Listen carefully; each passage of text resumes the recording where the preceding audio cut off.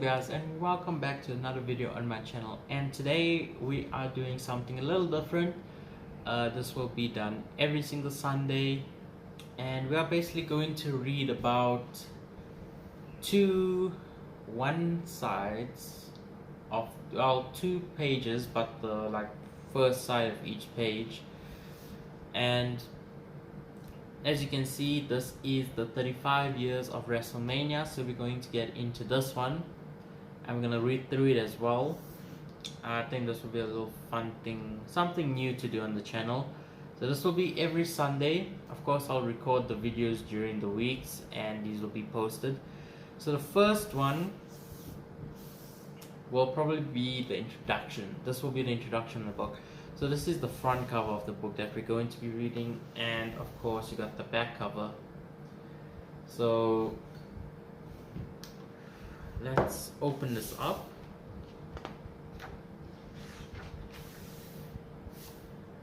And we are going to get to the contents. So in the contents we have the road to WrestleMania, which is what we're going to be going through today. And then you have WrestleMania 1 all the way to WrestleMania 35. Extra ones you have is Hall of Fame, The Evolution of a King, WrestleMania Access, The Streak, The Big Dog's Yard, and your index at the end. So today's video we are going to be focusing on the introduction. And this is basically the introduction that we are going to be reading today. So it's the road to WrestleMania,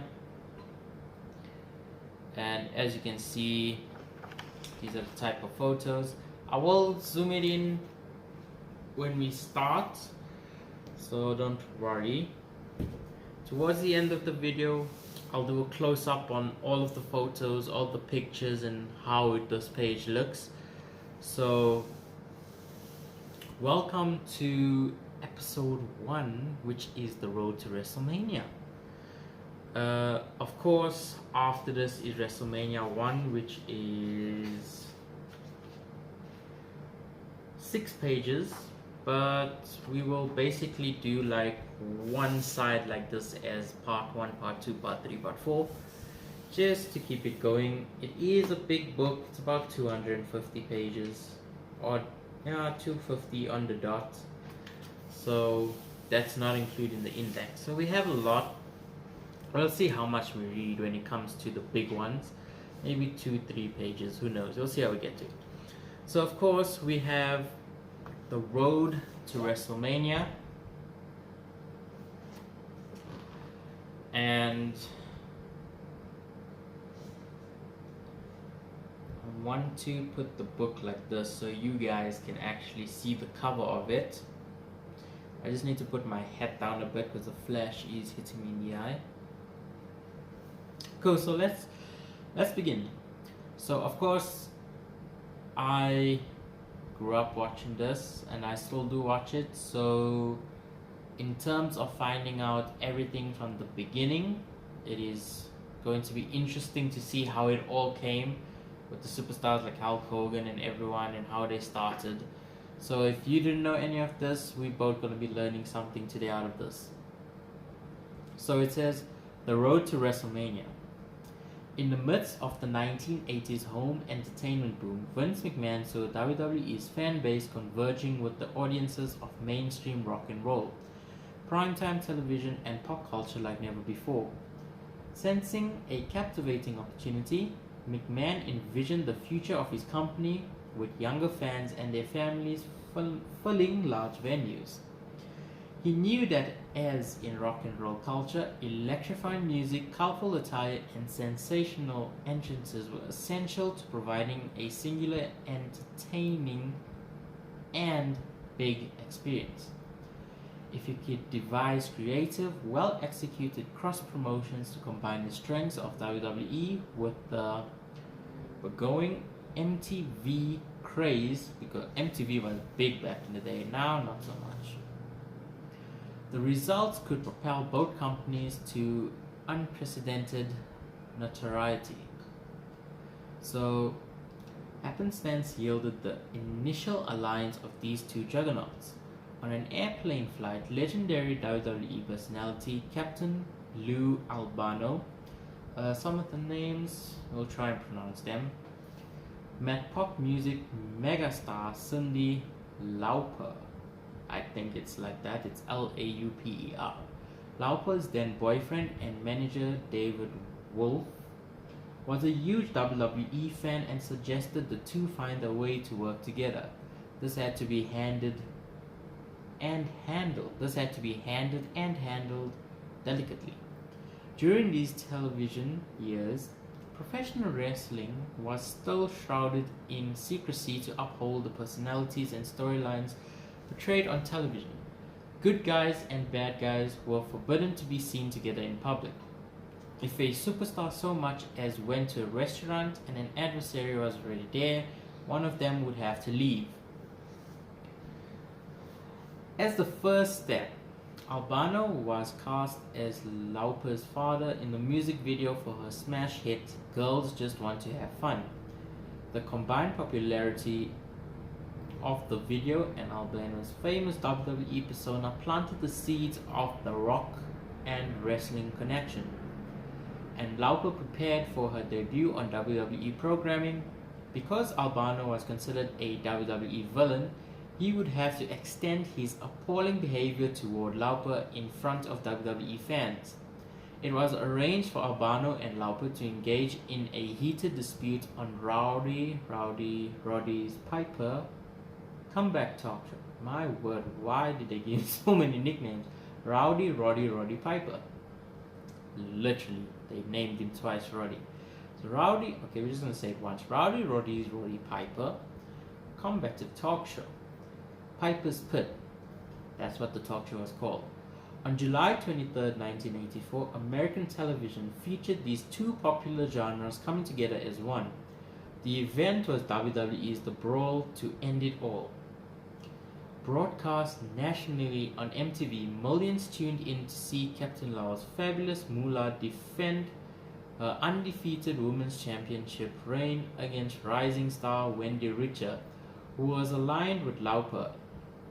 And a harbinger of WWE's success to come, the special event was overwhelmingly hit in live audience and set a Nielsen television rating record of 9.0, or an estimated 10 million viewers for MTV. And there is a picture of Vince McMahon at Madison Square Garden, which I'll show you towards the end. The next big inspiration came at an unexpected time. At year end, Vince McMahon and his wife Linda enjoyed a Caribbean vacation. There, Vince McMahon conceived the nucleus of an idea, a yearly destination event where WWE superstars would share the stage with iconic figures from the arts, entertainment, and professional sports world, and it would be broadcast live on closed-circuit television. Vince McMahon recalls, and this is quoted, "I just thought it was the next logical step for us. Hollywood had the Oscars and NFL had the Super Bowl and so forth. Why not have WWE Annual Spectacular?" Vince asked Linda to assemble a meeting of his inner circle. At that time, the cabinet consisted of industry luminaries such as George Scott, Jim Barnett, Pat Patterson, Ed Cohen, and relative newcomer Howard Finkel. Vince told them WWE would create an annual spectacular show. It didn't have a name yet, but it was already booked for Sunday, March 31st, 1985 at Madison Square Garden in New York City. So they booked the Wrestlemania show before it was even named Wrestlemania, but the show was already known. So, and we all know how that turned out because they always explain it at every Wrestlemania. So we have another subtitle called The Cabinet, and there's a picture of, I'm guessing this is Roddy Piper. I'm not sure who the other two people are. I'm guessing it's probably Lauper's father and her. Could be wrong because it's not named, so I'm not sure on that one. So it says The Cabinet. From the late 1940s through the early 1970s, George Scott, with his brother Sandy comprised the famous team amply named the Flying Scots.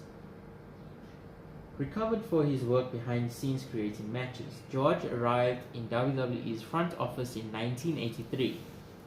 Jim Barnett broke into the wrestling business during the golden age of the Dumont Network. The grappler turned promoter was considered the forefather of studio wrestling. Matches broadcasted weekly from a television studio. A trusted friend, Barnett became a senior advisor to Vince McMahon in 1984. Pat Patterson was known as a prolific in-ring performer and captivating storyteller. His work with partner Ray the Crippler Stevens as the Blonde Bombers was groundbreaking. He was brought to WWE by Vince McMahon, SR, I'm guessing that's Vince McMahon Sr. So he was brought to WWE by Vince McMahon Sr. and was crowned WWE's first Intercontinental Champion in 1979. Patterson was regarded as a servant in the years and areas of character development, story creation, and in-ring psychology. I'll just say it again. He was regarded as a servant in the areas of character development, storyline creation, and ring psychology. Psychology. I don't know why I say psychology. Jeez. Psychology. It's psychology. I don't know why I say psychology. The first time many heard of the name Ed Cohen was when he appeared on an episode of Roger's Corner at WWE's Charity Coordinator. Ed was responsible for scheduling WWE's massive live event calendar.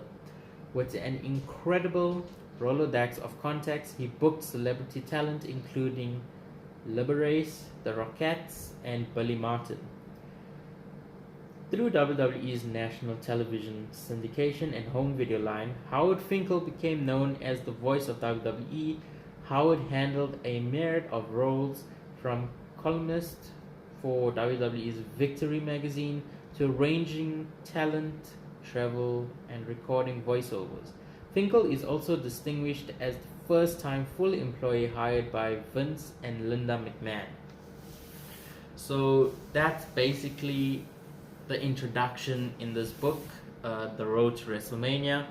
So it's telling us how Vince basically came up with the idea and booked the show at Madison Square Garden, but they didn't have the name for the show as yet. So it was just a normal show booked for Madison Square Garden that everyone thought they were going to see wrestling, but no one knew it was going to be WrestleMania.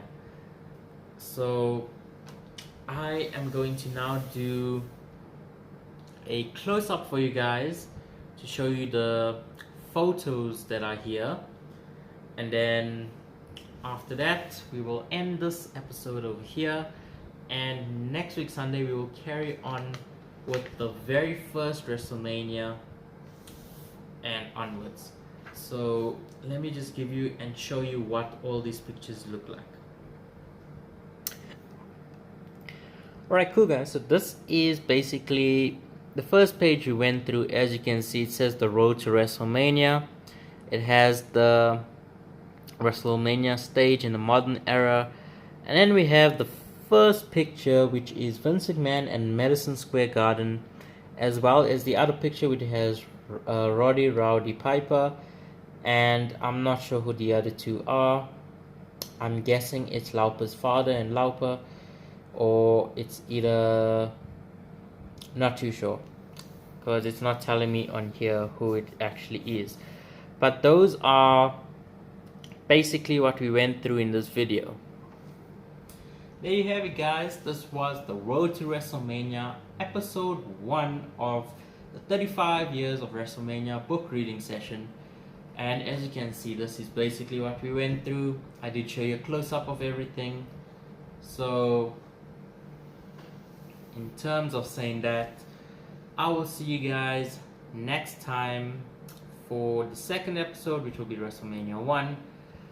And yeah, thanks for watching. If you did like this, comment, like it, subscribe if you are new to the channel. And I'll see you guys next time. Thanks and have a good one.